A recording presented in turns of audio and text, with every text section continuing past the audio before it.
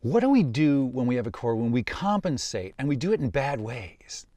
Jessica Jones, in her show, compensates by having lots of random sex. She's been mind raped by the villain, and so as a consequence, she can't connect to other people emotionally, so she has a lot of mindless sex, yes? In this show, Elliot's core wound is, I'm alone and powerless, so he lies. He's a liar. This is important because when you create a character with a core wound, you want at least 3 or 4 attributes they have that are not good, but they're compensations for their wound. They're things we wish we didn't do, but because we're wounded, we do bad things. He lies. So in the D plot, when he's dealing with his shrink, he lies to his shrink. His shrink knows that he's not telling the truth, but she asks him, why do you feel so alienated, Elliot? Now, Elliot in his head is telling her why. Watch the show. But he's actually not saying a word. But as he's talking in his head, the audience is loving what he's saying, because why does he say he's the way he is? He says, and this is what we always do when we compensate for a wound, you know why I'm this way? Because the world is screwy. And let me tell you how the world is screwy. Our heroes are all screwy. Our heroes are Donald Trump. Our heroes are Bill Cosby. Our heroes are people like that lie, that are hypocrites, that are horrible. Our heroes and our world is full of people who lie. And also, we have crappy movies. We entertain ourselves. We dope ourselves. We get into debt. He doesn't actually say any of this to her. What he says to her is, I'm fine. So we're seeing the disconnect, and we're seeing what Elliot needs to heal, and we're seeing why Elliot is wounded. He does understand with her why he likes her, which is that she's warm. This is why he's there at all. Now she asks him, did you go to Angela's birthday party? Remember, our B-story plot. Can you connect emotionally with people? That's what the shrink is there to help him try to do. This is critical in the story. Remember, in the mystery thriller, it is the emotional change of the hero that helps him solve the crime. If he does not connect emotionally, Elliot will never, ever succeed in this pilot, okay? And remember, this is also a beat, and in a beat we have a protagonist and an antagonist and a fight, and the fight in this scene is, Elliot, will you tell the truth? Elliot's actually the antagonist in this beat, and Elliot says, yeah, I will, but he doesn't, and they fight, and he finally wins. And that's the climax of that little beat. Each beat has that conflict, right? So, let's go back to the A story. When he gets back to his office, we now meet, finally, both the distraction villain and the real villain.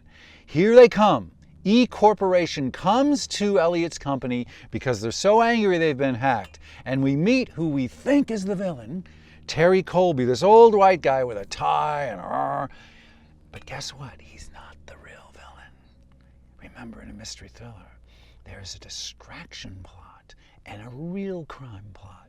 We also, in this scene, are going to meet the real villain, but he's not who we think. Terry Colby is the guy we think is the villain, and so, by the way, is Elliot, because Elliot is a pawn. In a mystery thriller, the hero is a pawn of the villain.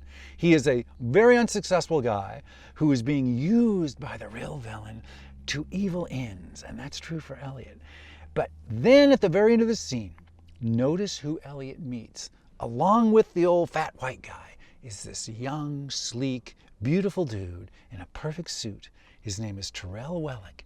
And as he goes by Elliot, he says, hey, Elliot, how you doing? Ah, I'm Terrell Wellick. Hey, man, I'm just about your age.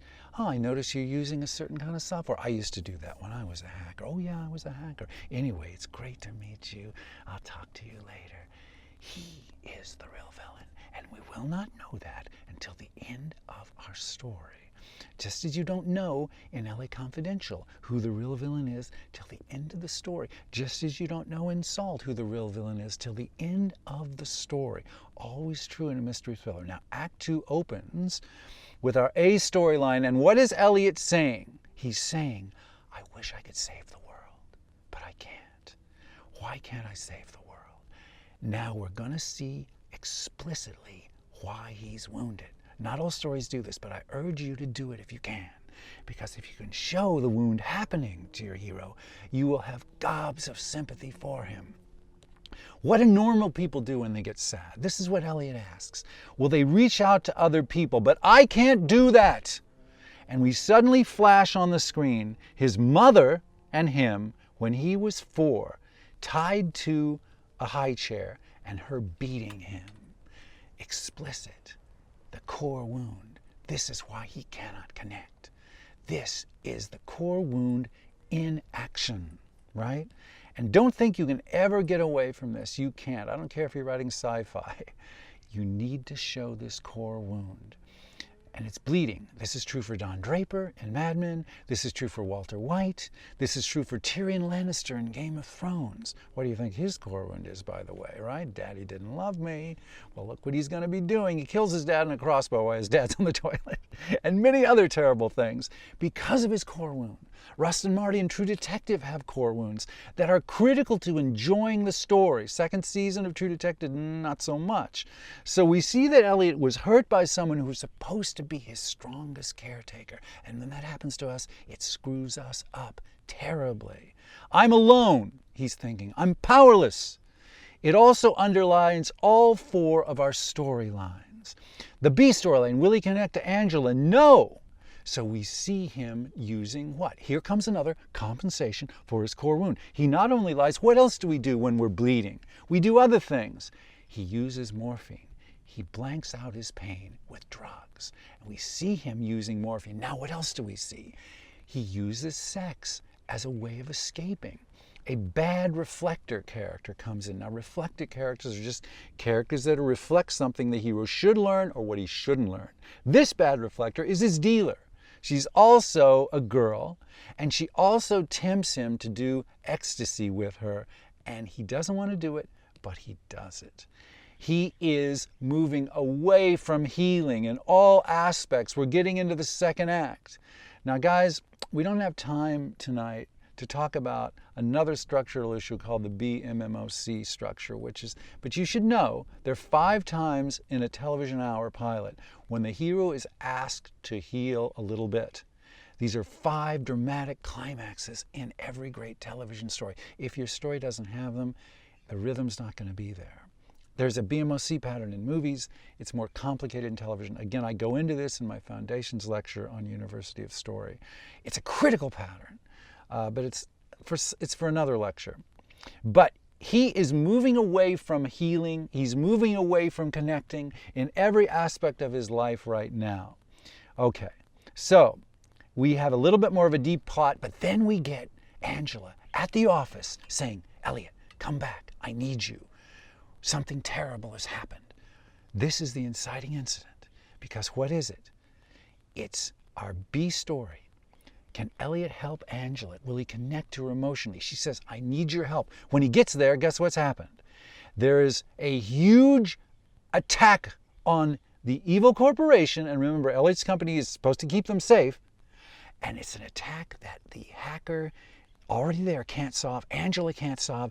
They need Elliot's superpower. Elliot's boss comes in. He brushes Angela aside again. Remember, she's being treated like a woman who knows nothing. And now we see, if you're watching the episode, that Elliot gives us all these cool, I call it the weed of the story because it's a pleasure for you. He tells us this isn't just a DDoS attack. This is a TOI attack. It's a boot sequence attack. It's a rootkit. All of these things let us know that this story really is not giving us bull.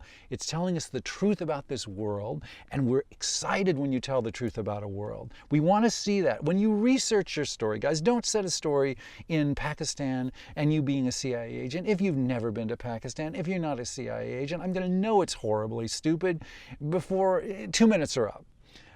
Sam has great technical support for this show. Anyway, so they go down to the server farm with great ticking clocks, with great sequences.